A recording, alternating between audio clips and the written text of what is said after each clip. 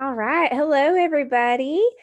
Okay, so you guys have made it. Y'all are like the strong because I'm guessing all of y'all have been on all the other calls. Am I right? Pretty much. Yeah. And you are here for the fourth and final call. So just like celebrate, congratulate yourself for spending and investing in yourself. This has really truly been kind of like a little mini director retreat level thing. Of course, not as fun because it's way more fun when we do those things in person, but you guys should be really proud of yourselves for investing in yourselves these last couple of weeks to kick off your year. So welcome to the final call. Now y'all have learned a lot these last 2 weeks, and tonight it's really about lighting the torch with the flames you guys have in your hands. Y'all have some flames in your hands that you've picked up and you've learned the last couple weeks, right? Yeah. Okay. So now we're going to take those flames and we're going to light your torch that you're going to walk the 2021 with this torch. So to kick off tonight, I'm going to share a bit of my own testimony and then talk about goal setting and its importance. And it's going to sound like I'm out of breath because, like Stacy mentioned, I'm about to pop out a baby and it is like really hard for me to talk. So if I sigh, I am not frustrated. I'm literally just trying to breathe. Okay, so I began Pampered Chef about 3.5 years ago when I was a first year teacher. I taught at an inner city school, and Pampered Chef really was a stress relieving reprieve from my job. It was a tough job. Some crazy kids. Now within a few months of doing Pampered Chef, I began earning more than my teaching salary with doing online parties. So I finished that school year and I started working my Pampered Chef business full time. It was a blissful 6 months of doing Pampered Chef full time. No children at home. I could just work as long as I wanted to. And then I became pregnant with our first child. So the pregnancy hormones and sickness were horrific, really, really bad. And it also came at a tough time in the business with it being December and January. We had actually met month one of an executive team in November. And at the time, that was a really big deal to do it that quickly. It's still a big deal to do it that quickly. I was hoping to be the fastest promoted at the time. But we missed month two in December, and it was heartbreaking. And then I got pregnant, and then I just was a hot mess. I was disappointed, I was frustrated, and I was inexperienced. I didn't know what a December and January was supposed to be like, anyways. And with knowing our first child was coming, I really questioned if I should even keep doing Pampered Chef. I really questioned if I should just quit and just be a stay-at-home mom. Um, I am so glad I forced myself to go to two retreats that January and February. Even though I felt sicker than a dog and everyone knew I was sicker than a dog, I made myself go. I got the inspiration, vision, and kick in the butt I needed to realize that just because I was going to have kids didn't mean I had to stop my dreams and goals with Pampered Chef. In fact, my children are going to be learning valuable lessons of hard work, goal setting, and perseverance by watching me work my Pampered Chef business as they grow up. So I did my best to work my business as hard as I could throughout my pregnancy. Pregnancy is not nice to me. It really wasn't nice to me in my first one. I had an intense desire to get to the top as quickly as possible in the Pampered Chef career plan. That way, when my babies come, I would have a very stable business with Pampered Chef. So, sure enough, just as I would plan, we hit month one of executive. 3 days later, I popped out a baby, and then our team hit month two the following month. It was a hoot. And I have to give all of my team the credit for pulling it off and kicking butt because clearly I had a lot going on. And it truly was my team that pulled it off. My directors are absolutely amazing. Now, transitioning from working Pampered Chef full time with no kids to full time with having a baby was certainly an adjustment. And even though it took a lot of major adjusting, I was determined to find that balance between being an awesome and present mother and working my business really well. So that looked like me working during nap times. And as my son has gotten older, during nap time, playpen time, and room time, that's when I work. And I don't work when we're playing together. Except for those calls every now and then, as Ellington saw us on together today. The thing is I recognize that I can't do it all. I'm not superwoman. All of us are superwoman, right? But none of us are like can be superwoman times 50, which is what we all expect ourselves to be. But I know if I'm going to work and be a great mommy that's present, I might not be the best house cleaner. That's just it. Okay. So I hired a house cleaner. So there have been a few areas in my life that I've recognized I can't keep up with well in order to meet some of my top two priorities, which is being a present mother and being an awesome business owner. So I'm not afraid to ask for help and hire help when needed. And I've found that humbling myself in this way has actually increased my productivity and my income. And it's also lightened my load so I can be present with my son and with my family. Whew. So now, as you guys hear, we're expecting baby number two in the next couple of weeks. So I know life will ask for yet another new adjustment in how I work my business with having two little ones, but I welcome the challenge and the blessing. I have big goals and we'll find our new normal when our next son, Micah, comes.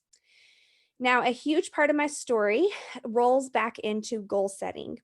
I'm very thankful for my upline Ellington, who's always challenged and inspired me to consistently set goals and believe that I can accomplish them. And so I have a few tips for you guys for how to set goals, keep up with them, and why they're so important. So you guys have learned the importance these last couple of weeks of filling your cups with belief and passion, right? Sharpening your skill sets as consultants and leaders consistently, and developing systems and habits to successfully work your businesses. So while all of these are essential, you got to do them, you can truly take yourself to being the best version of you by setting goals. If you're not setting goals, you are not being the best version that you can be. Okay? So let me share with you some eye-opening statistics from a Harvard study about those who set goals compared to those who don't. It's pretty amazing. 83% of the population do not have goals. 83%. And I reckon that on this call, none of y'all are there. All of y'all have goals, right? That's why you guys are directors or above. Do you have new goals that you're working towards? Now, 83% don't have goals. 14% have a plan in mind, but they have not written down their goals. 3% have goals written down. 3%.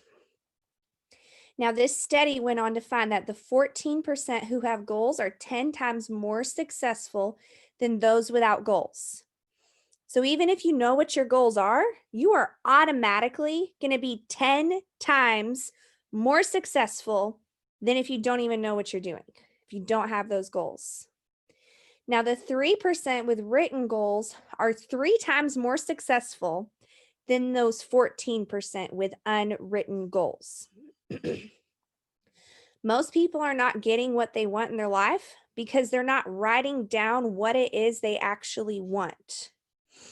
You got to force yourself to sit your butt down and write down what you want, which you might not even know what that is till you force yourself to sit down and do it.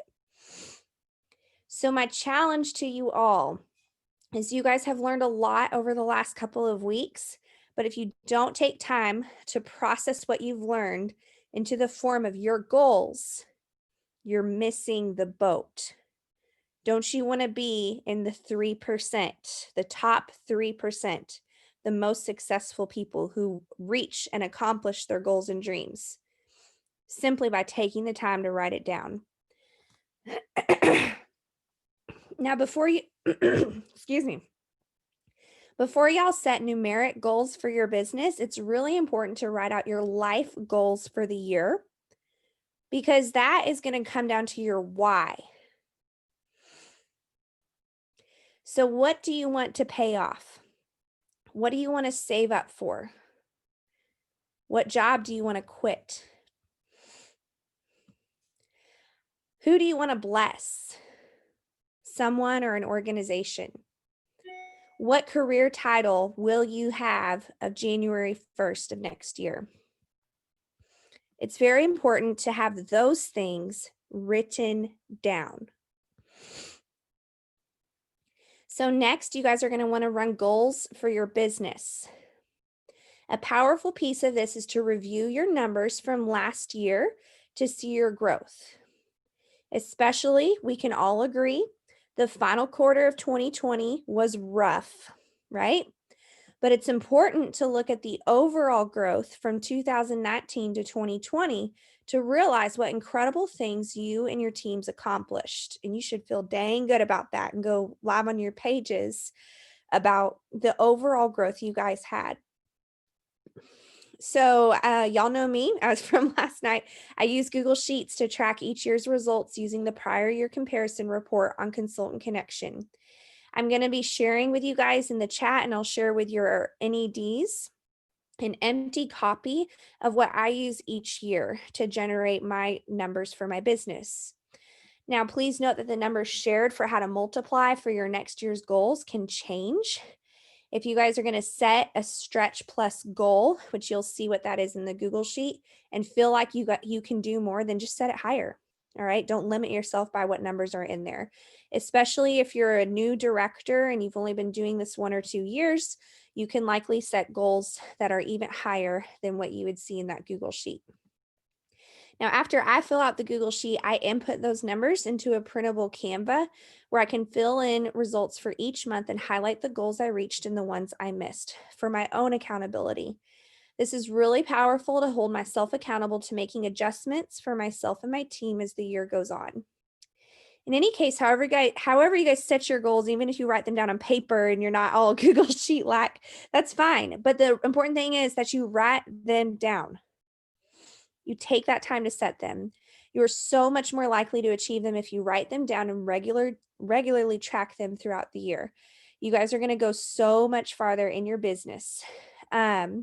So I will share those links real quick. And next up, Jennifer is going to share her story and how she found the will to thrive in her business amidst her family's life changes. Thank you, Becca. Gosh, I remember those pregnancy years. They're kind of bittersweet. All right. So when I started Pampered Chef, my kids were 2 and 4, and I was working already a full-time job. So trying to find time to work my Pampered Chef business was not very easy. I would get up each day 30 minutes early so that I could have quiet time in my day to work my business. That's when I would send out my host coaching, catch up on my texts or messages from the night before. I would take 30 minutes to eat my lunch at my other job, and then I would do things I needed to do in my Pampered Chef business. I would go to the park or find a quiet place like my car to work, or I would go to the library. I would schedule calls on my way home from work because it would take me an hour to get home in the evenings. Once I got home, that time was spent with my family. I would turn off my phone or I would not answer any business related calls during that time. I would then set another 30 minutes to an hour later that night after the kids went to bed to work again my Pampered Chef business. Any time that I had to spare, I would invest that back into my business. It's not it's not easy to try to find the time in your day to work your Pamper Chef business, but it's the want part that gets you to do it. Here's a great example of that from the book Take the Stairs. If you were to go fishing, when would you go? You would go early in the morning, or you would go at dusk in the evening. Why? Because that's when the fish are biting. You could go fishing at 11 a.m. and cast as many lines into the water as you want. That is, work as hard as you can and as fast as you can, but you simply won't get the same results as you would with the same amount of energy applied in the morning or in the evening. That proper question again is not necessarily, am I fishing the right amount of time, but am I fishing at the right time? You might already take this approach when it comes to fishing, but most of us don't apply it to our work and family life. Instead of asking, how much can I get done today? We should be asking, what is the most effective thing that I can be doing right now with the time I have available? This small shift can yield massive results. So the business was a lot different then. I would have to pack my bags and go and do cooking shows. I had to take time outside of the home. At one point, my husband joked at me and said, "Why do we need a babysitter on Saturday afternoon again?" And I said, "Well, I'm going to do a cooking show." He replied, "Wait, you're still doing that Pampered Chef business?" See, in the very beginning, we had a deal. And that deal was that I could quit Pampered Chef at any time, but I had to make back what I had spent on my kid. Well, little did he know that I would still be doing this amazing business and I would one day make it a full-time job. He was not at all a husband on board with this new adventure in the beginning. But he would definitely say now that he's so glad that I had dug deep and kept my goals in front of me and made this my success story. So, you guys heard last week that after about 6 months into the business is when, well, sorry, wrong part.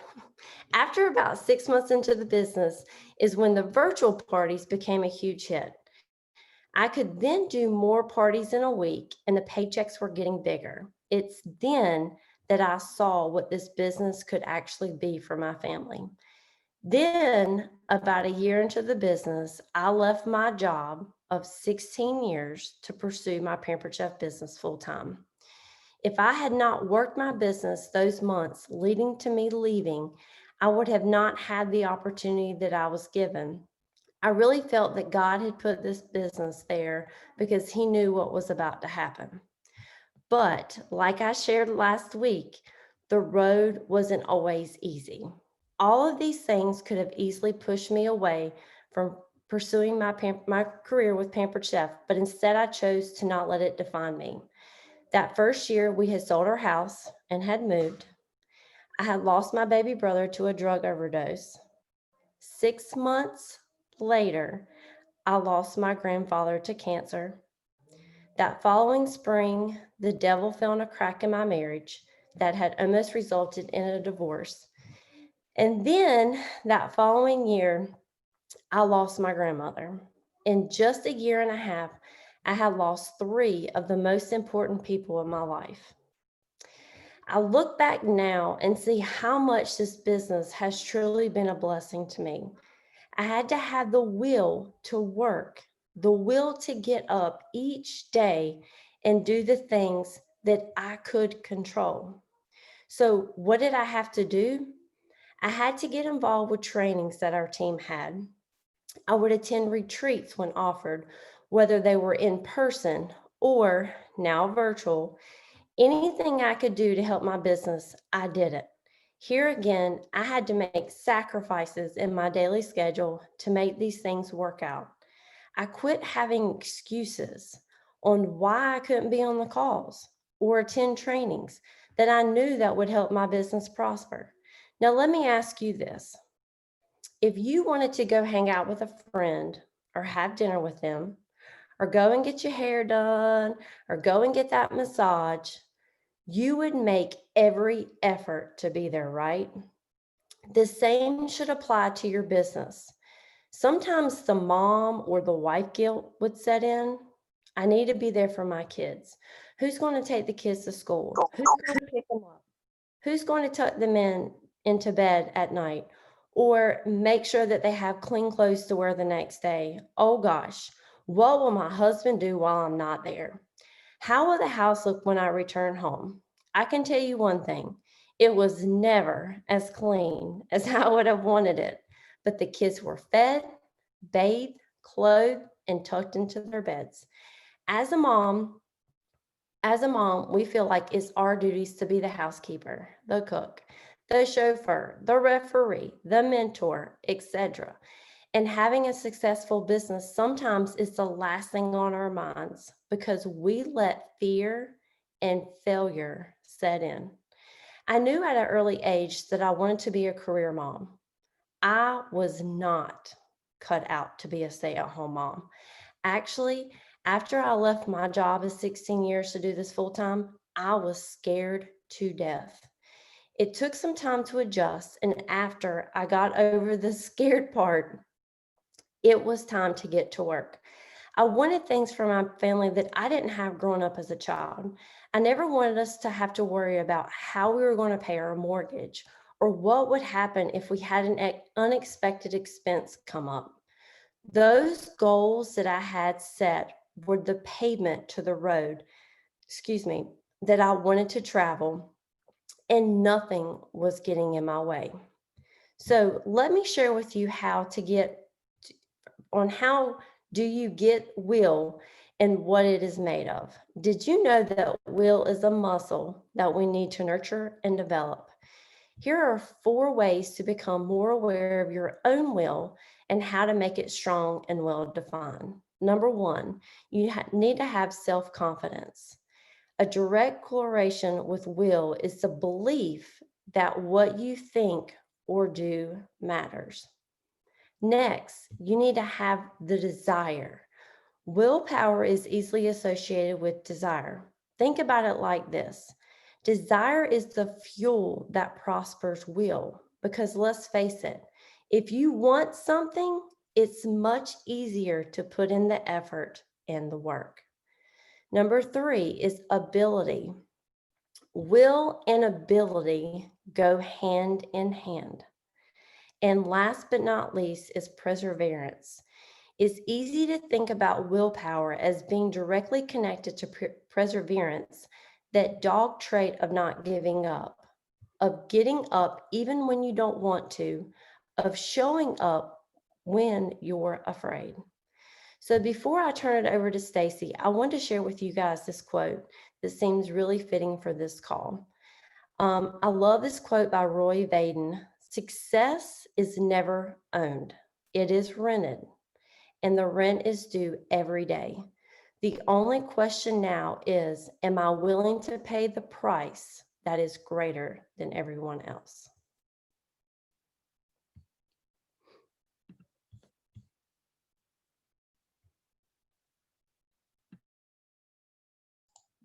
Sorry, I did the same thing last night. I forget to unmute myself. Thank you, Jennifer. Oh my gosh. Every time I hear your story, I think, what have you got to complain about, Stacey? So you have no excuses whatsoever to work on this business. And I love your Rory quote. It's just a reminder that we have to get up and work every single day for what we want. So, I am going to share a little bit about my Pampered Chef journey and talk to you a little bit more about that mom guilt. So I have been doing Pampered Chef for 15 years. And when I started my Pampered Chef business, I had 4 children home at the time, the youngest of which was still 2 and in diapers. And I was homeschooling my oldest 2. And I can totally relate to Jen when she said, who's going to take care of them? Who's going to change the diaper? Who's going to feed the kids? During my 15 years with Pampered Chef, I've certainly had many reasons not to work on my business. And one of the biggest struggles that I faced early on was that mom guilt. Now, you might not be a mom, maybe you're a dad, maybe you're an aunt. It can be spouse guilt, it can be dad guilt, it can just be family guilt that I'm talking about. It's those thoughts, those things that we tell ourselves that no one else can do what we're doing. We shouldn't be doing what we're doing for our business because we're taking time away from our family. And that is a lie. That is a lie. What I needed to learn in my business and remember is that when I work on my business, it is something that I am doing for my family, not to them. You see, we teach our families, our spouses included, life lessons without even realizing that we are teaching them. Our spouses, our parents, our kids, whoever is in the home with us is watching us. They are listening to us. And I get reminded of this so many times in so many different ways. And just recently, my youngest daughter, Jalen, and I were building a cookie house together. And I don't know why I torture myself with these things every year, but after about the 5th time of me trying to put that roof on the cookie house and having it slide right back off again 3 seconds later, I threw down the icing bag and I said, "That's it, I'm done with this thing." I was frustrated. Without skipping a beat, Jalen said, "Mom, we're girls and girls don't quit." And I was like, "You're right, girly. It doesn't matter if I was a girl or a boy, or that Jalen was a girl or a boy. What she wasn't, it wasn't that she learned girls don't quit. She learned I don't quit. We don't quit." She learned that by hearing me talk to consultants. She heard that by hearing me talk to my host, by hearing me talk to my directors. She heard me saying, "I'm not quitting on my goals." Whether it was a conversation at dinner, whether she walked into a room when I was leading a Zoom training, she heard me saying, "I don't quit." And she learned that we don't quit. Girls don't quit. And it's our will that keeps us going until we finish our task, regardless of the struggles we are pushing through, whether it's a cookie house roof falling off, or delayed shipments, or back orders, or cancellations. We don't quit. Our family is so many times the reasons we start this business. It cannot be the reason that we don't work on our business. That is never an excuse that we can use. You know what? I am so proud of each and every one of you for showing up for this call tonight. Maybe you're watching it in replay. You had to say no to someone or something to be here, to watch this training, to join us live. And that took willpower. And you know what? As awesome as it is that you showed up to these trainings or watched this playback, that's not what's going to bring you success this year. So let me tell you a little story to illustrate this for you. Now, I know that not everybody is a football fan, but most of you are probably somewhat familiar with football because of the Super Bowl, even if it's just because you like to watch the commercials. Either way, to understand this story, all you need to know is that one of the ways that you can score, or the way that you score points in football, is by getting into the end zone. That's the most popular way. And most times it's a pass that's thrown from the quarterback to a receiver, and the receiver runs it into the end zone to score 6 points. So I want you to just picture the Super Bowl. It's coming up. It's actually just a couple of weeks away. And because my husband is a diehard, huge Buffalo Bills fan, and because they did just win the division, by the way, we're going to say that the Bills are in the Super Bowl against the Saints. And I just asked him which team he would like to see them play, and he said the Saints. So the score is 14-10, but the Bills are down by 4 points. That means the only way they can win this game, because there's just a few seconds left, just 5 seconds left, is they need a touchdown. They need those 6 points. A field goal won't do it. So there's 5 seconds left on the clock. It's 4th down, and that just means this is their last chance to score. The quarterback, Josh Allen, huddles up the offense and tells Stephon Diggs to run a post play, which is where he's just going to run straight out, and then he's going to cut towards one of those goal posts, and that he will hit him with the ball. And he's got to catch it and run into the end zone. Now, when in this kind of situation, the defense is going to press hard on that quarterback, and they're also going to be all around Stephon Diggs because they know he's currently the best running back in the NFL, according to my husband. So they're going to be expecting him to catch the ball. Josh Allen knows he's going to have to make a great throw. So Allen, they break the huddle. They all line up. And Allen gets the snap and Diggs starts his run. Allen breaks a tackle and avoids a sack as he throws the ball through the defensive line like he's threading a needle and hits Diggs right in the numbers as he's breaking towards the post, right at the 10-yard line. He catches the ball and turns to run, but sees the New Orleans hard-hitting safety between him and the end zone. And he says to himself, I just made a great catch in an almost impossible situation. I'm pretty proud of myself. I kind of don't want to risk that hit. I might get hurt if I try to run into the end zone. I'm just going to go ahead and celebrate what I've already accomplished. I showed up to all of those trainings. I worked out hard. I actually caught the ball. And just like that, the Bills lose the Super Bowl. Why? Because even though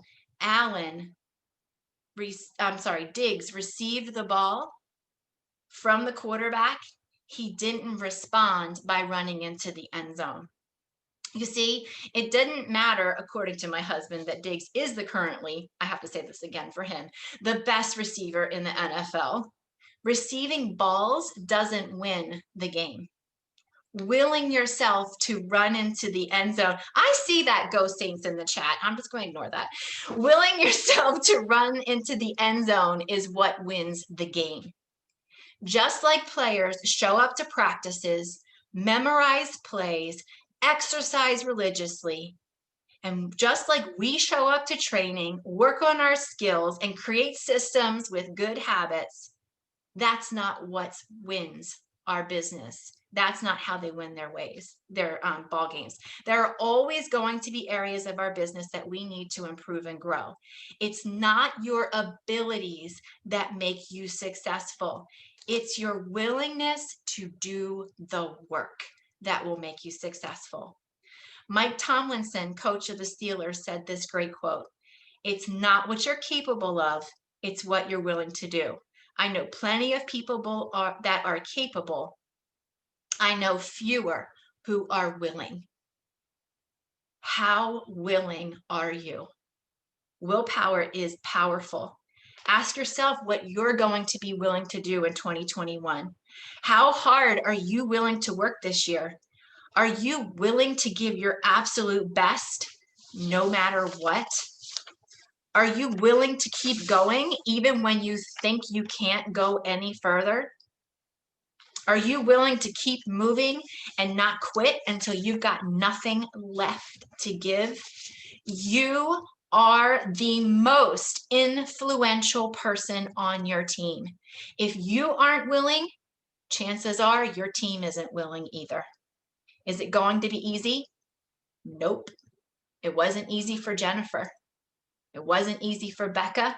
It hasn't been easy for me. But you know what? No one remembers easy. We remember what we work hard to accomplish. If you've had a baby, you know that wasn't easy. But I bet you remember most of that labor that you went through to have that baby because you worked hard for that baby. Marriage is hard. Divorce is hard. Choose your hard. Obesity is hard. Being fit is hard. Choose your hard. Being in debt is hard. Being financially disciplined is hard. Choose your hard. Communication is hard.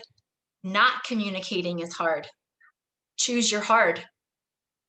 Struggling in your business is hard. Working to grow your business is hard. Which hard are you going to choose? Falling short of your goals will be hard. Working your butt off to achieve them is going to be hard.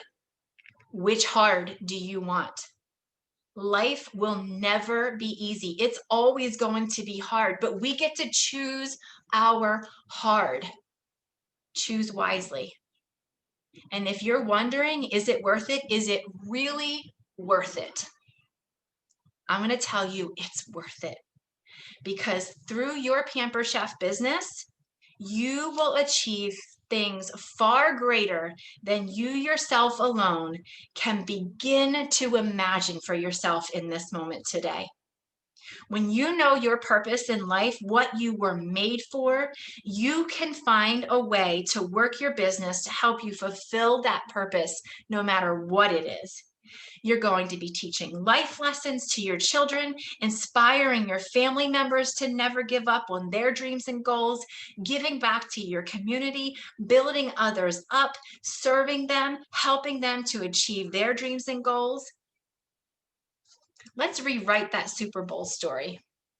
Diggs catches the ball on the 10-yard line, turns and sees that safety, knows he might get hit hard, but he decides it's worth it. He's going to take that hard hit, and he runs. He showed up, practiced for this moment, and he responds by running across that goal line and scores with the winning touchdown, and the Buffalo Bills win the Super Bowl. When you show up, you showed up. Actually, you showed up to these trainings. You received the trainings. You've caught the ball. Now respond by running. Give it your absolute best no matter what. And you will leave a legacy far greater than a Super Bowl win, my friends, far greater. And now, my friend Ellington Boyce is going to wrap up this program for you.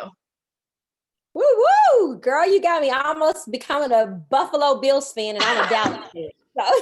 I will not have that.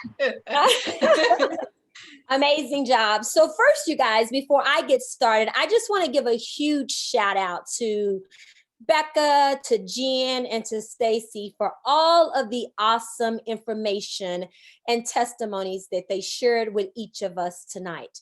Actually, I think we need to take a few moments just to show our leaders who all help with this program, just show them a little bit of love in the chat, unmute yourself, because they have been each so invested in all of your success. So thank all of you all who are a part of this amazing program.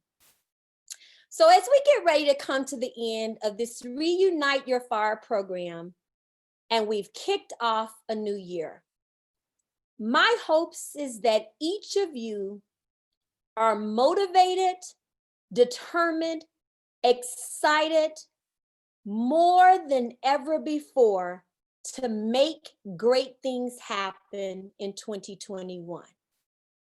So I think it would be great to do a little bit of a recap of the 4 important pillars that are truly the foundation of a successful business.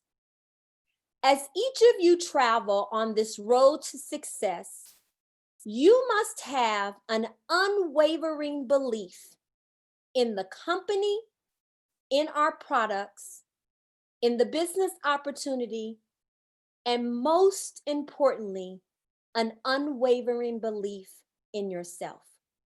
Sugar Ray Robertson said, "To be a champ, you have to believe in yourself when no one else will." Then you guys, you gotta work. You have to each work to master the skill of booking parties, recruiting consistently, selling, and being a strong leader. Remember, the leader of the pack always sets the pace. Having the discipline to create good habits as well as systems is not optional, you guys, on this road to being successful. Remember, discipline is the bridge between goals and accomplishments. And lastly, you got to have the will to do all the things that you need to do to be successful even when we don't feel like doing them. You must find the will to just get the darn job done. The hardest prison to escape is your mind. Will your mind have the will that you need to do the things to lead you to the success that you are each looking for? So I'm going to share a little bit with you about my Pampered Chef journey. I started my journey with Pampered Chef 14 years ago, and I had one simple goal in mind, and that was to learn to cook. My boys were super young. They were 6 and 11. And you guys, they played every sport that there was to play. So we were busy. I am a wife, and I'm also a mental health business owner of 5 different facilities, employing around 75 people, where I have and still do work full time every single day.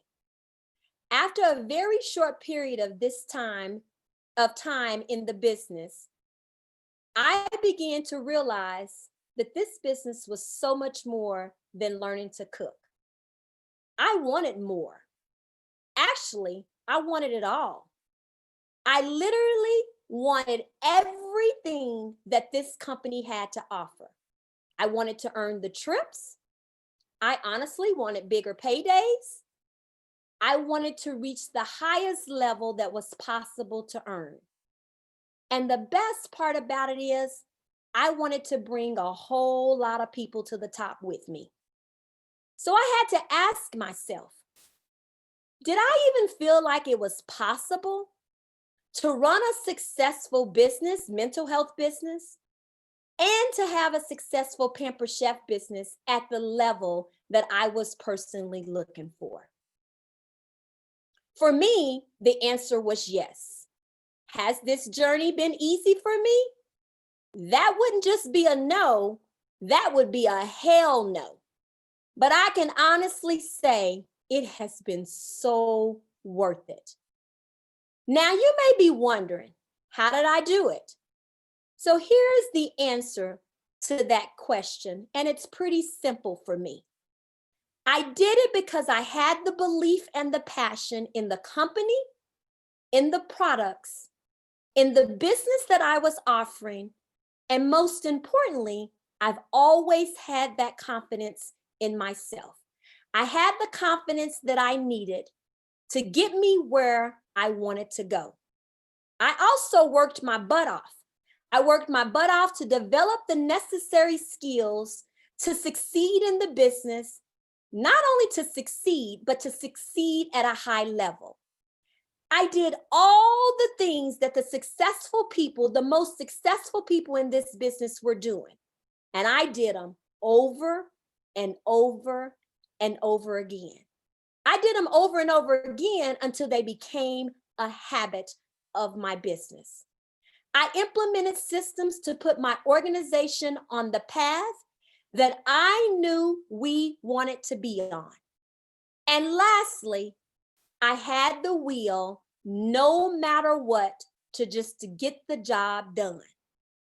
I was determined to show others that you can work a full-time job and still reach the highest level possible within Pampered Chef. And so can every one of you. Yes, did I make sacrifices? Absolutely. I can remember going to my son's ball games, getting in the car at halftime to work my Pampered Chef business. I remember getting up super early a lot of mornings to work my Pampered Chef business. I stayed up late a lot of nights to work my Pampered Chef business. I scheduled coaching calls on my lunchtime at work and any downtime that I felt like I had. I did all the things that I needed to do to help move me closer to that goal. And I've always made it a number one priority for me to never, ever use the excuse of working my full-time job as my reason for not accomplishing the things that I set out to. My youngest son now, you guys, is 20, and he's a college football athlete. My husband and I never miss a game, no matter when or where that game may be. I have regular date nights with my husband. My mom and I bowl every Wednesday night in a bowling league. And yes, I skipped my bowling night tonight. So my message to each of you is, if things are important to you, you will always find a way to make it happen. Having a strong marriage is super important to me. So I make time for my husband. Being involved as a mom and being supportive and an active part of my boy's life is important to me. So I make time for that. Spending time with my 72-year-old mom is super important to me. So I make sure that I get it done. And having a successful Pampered Chef business is important to me. So I ask each of you, will you have the will to do all the things that's important to you? I'm nobody special, nor any of the other nationals on this program. The only thing is that we all have in common that we will have the belief, the passion, the skill, and the will to make great things happen. And so can every one of you. So as I come to a little bit closer to my closing, I have a few important questions that I want to ask each of you. And before you begin to answer any of these questions, I want you to be 100% honest with your answers. I have 10 of them that we're going to go through pretty quickly. Question number 1. Will you make excuses throughout the year of 2020 and allow those excuses to rob you of meeting your goals? Or will you simply make great things happen? Question number 2. When challenges occur during the year, and believe me, they will you be that leader who is solution-minded? Or will you be that leader that immediately raises hell, jump on the complaining bandwagon that will get you absolutely nowhere? Which leader will you be? Question number 3. Will you be that leader that leads your team in a positive, productive, and professional manner at all times, even when things get tough? Or will you be that leader that quickly goes below the line? See, we all know that it's extremely easy to lead when things are going good. Leadership is easy then, right? But that is not the case when things get tough.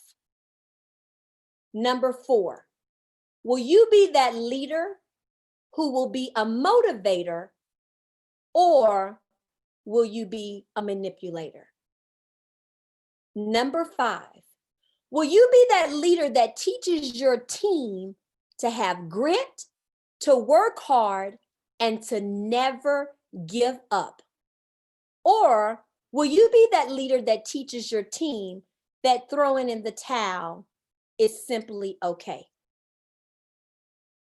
Number 6, will you be the cheerleader that cheers with blinders on, even when nothing is going well in your organization? You're not winning any ball games. Or will you be that coach that says the things to your leaders and to your team that need to be said, even though it doesn't feel good? That coach that holds the extra practice to help people to become better? Or that coach that designs a play that helps you win the ball game? I ask each of you, which will you be? Number 7, will you be the leader that blames everyone else when your organization falls short of meeting goals? Or will you be that leader that steps up and take full responsibility for what you as the leader could have done differently? Number 8, will you be a leader who's reactive or will you be proactive? Number 9, will you be the leader that is in control of their business or will you be that leader that lets the business control you? And lastly, will you be the leader that you would want to follow? And I'm going to say that one again. Will you be the leader that you would want to follow? John Maxwell says, a leader is the one that knows the way, goes the way, and shows the way. So I'm going to ask each of you, what will 2021 look like for you? What will be your story? What will be the story that you each write on that brand new, crisp, clean sheet of paper? Will your story be a story of growth, determination, and lots of celebrations over the next year? Or will your story be a story of not doing the things that you needed to do to get you to where you wanted to go? A year of I wish I would have, a year of pure regret. We all make mistakes. We all have struggles and even regret things in our past. But you are not your mistakes. You are not your struggles. And you are here right now, tonight on this call, with the power to shape your today as well as your future. So let's end with a simple couple calls of action. You have been given a lot of great, phenomenal information from some of the best in this business over this past couple of weeks. So we want to leave you with a few call to actions. We don't want you to just take this information and not utilize it to grow and to be a stronger and better leader. So here are a couple things that we feel like would be beneficial as you move forward now that this program is over. So the first thing that we want to encourage each of you all to do is to start a list. We want you to start a list of things that you're going to stop doing, and you're going to start a list of things that you're going to start doing. As leaders, sometimes we start things that just don't bring us the results that we're looking for.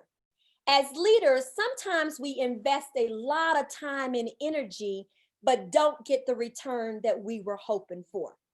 Those are things that you want to evaluate that possibly will go on that stop doing list.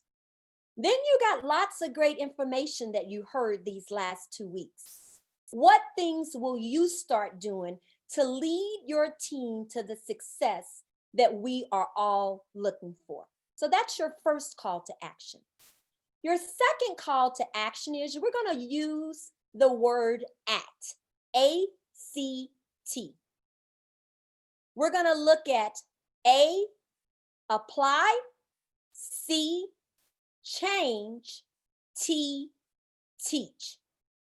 So here are a few questions to help put things in perspective with this. When you think about the A, I want you to ask yourself, what is the most important lesson you need to apply to yourself? I'll repeat that.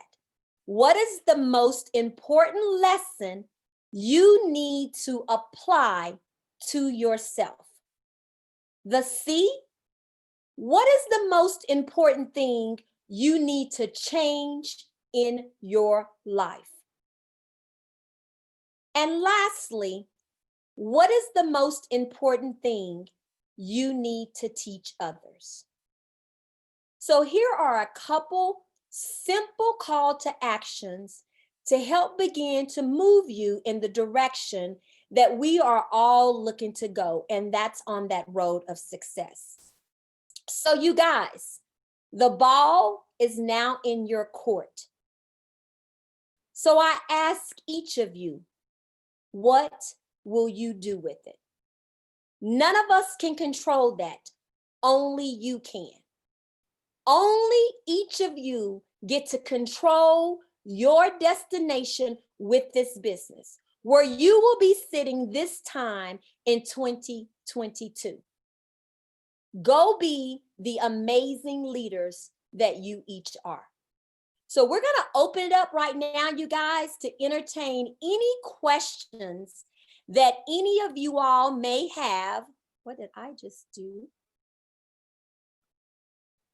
Can you guys hear me? Oh, all right. We can hear you. All right, so we're going to entertain and open it up the floor for any questions that any of you all may have as we come to the close of this amazing program.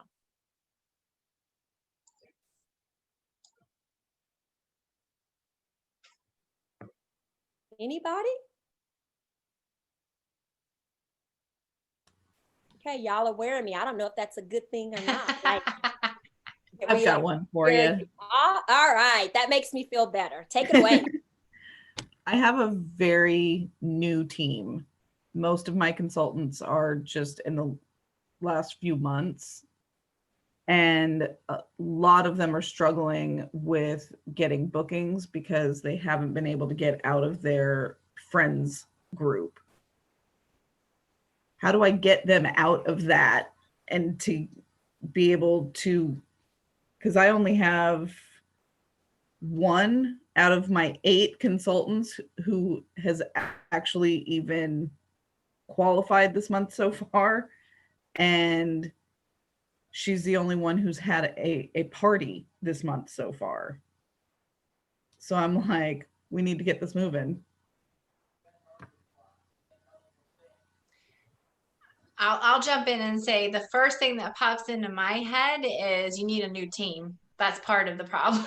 Like that's part of it. Like the people that you promoted with are not the people that are going to be on your team in 6 months. We, as directors at every single level in this company, need to re-promote ourselves every 90 days. And we have an incredible gift this month where every single one of us should be re-promoting ourselves this month with 5 new consultants. That's the focus every single month, is bringing in new people. And I'm sure my peers can add some other ideas, but that's the first thing that I would think is you need some new people. I see bless, release, replace. Got it. Absolutely. Okay, because I know I was a very self-starter. Like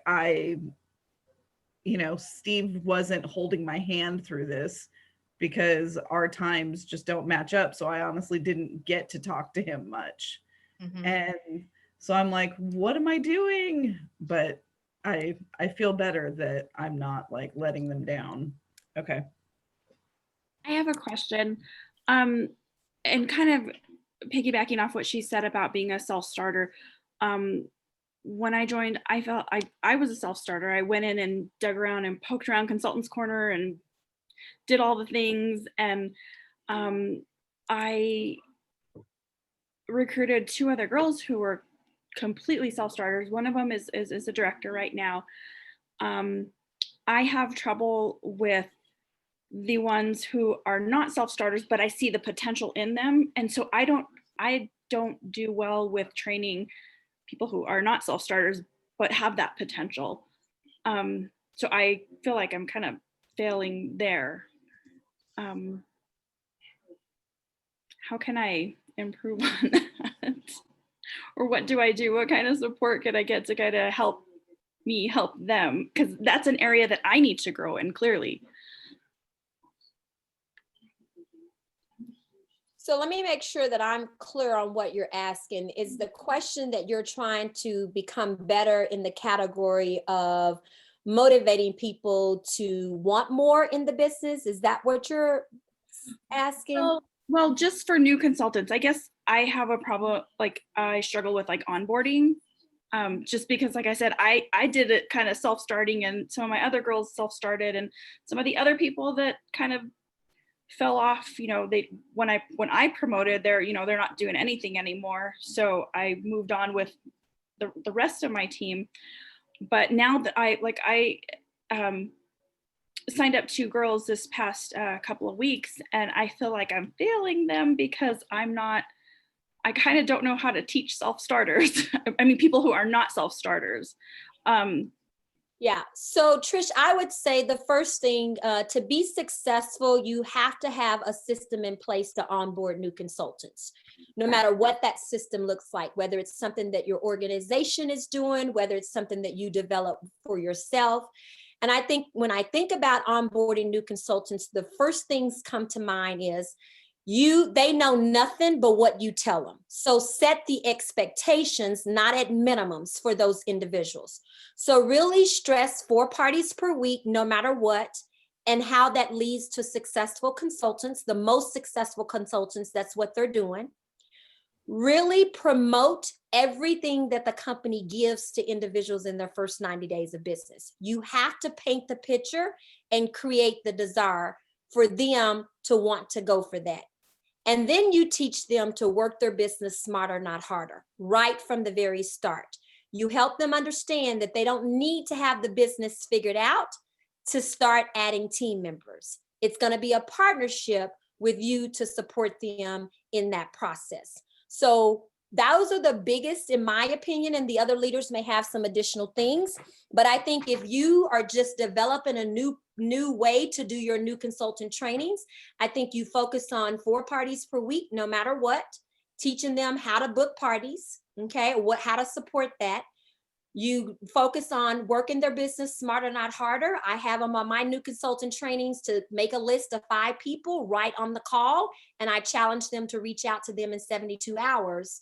And I really use all the rewards of the first 90 days of business, and I paint the picture, create the excitement for what's in it for them to do those things. So that's just a few tips that may be helpful. Okay, thank you. And there's a great onboarding system in Dash if you're not sure where to start. The scripts are there. And even if you're just directing your new consultants to Dash to start the tasks in there, they're going to hear exactly what Ellington just said in a different voice. And so even if you leaders have a great system in place, utilize Dash as well as a partnership in your system. You can't go wrong with that. Okay, thank you. Any last questions or comments before we come to an end? I've got a question. This is Heather. I think it was the call last night. You guys were talking, or somebody was talking about director bound program, and I had never even heard that term before last night. And I really need to get directors because I'm trying to promote twice this year. I'm like, what is that? Where is that? Where do you find that? I need that. In Dash. It's in Dash. Director bound is pretty much what we do in our Rockstar group. They're very similar. It's just a different name. Okay. You All right. can definitely go to Dash and check that out. But that's really it's basically director bound as a program for individuals who want more out of their business. So we just have a different title for ours. But you can definitely go check out what they have. Okay. All right. Yeah, I have put some people in our program. I just didn't realize that was the same thing. And I thought, oh my God, am I missing a whole huge chunk of the pie here?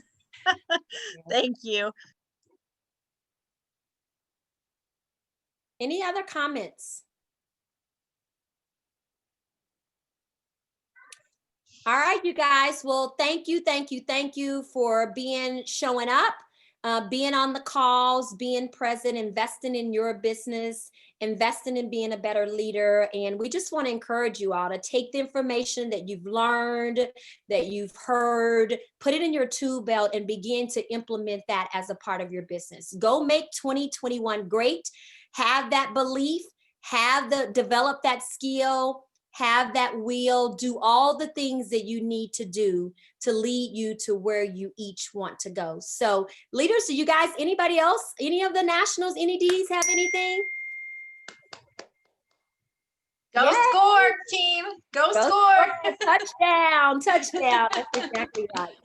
Thanks, guys. Have a great night. Good night.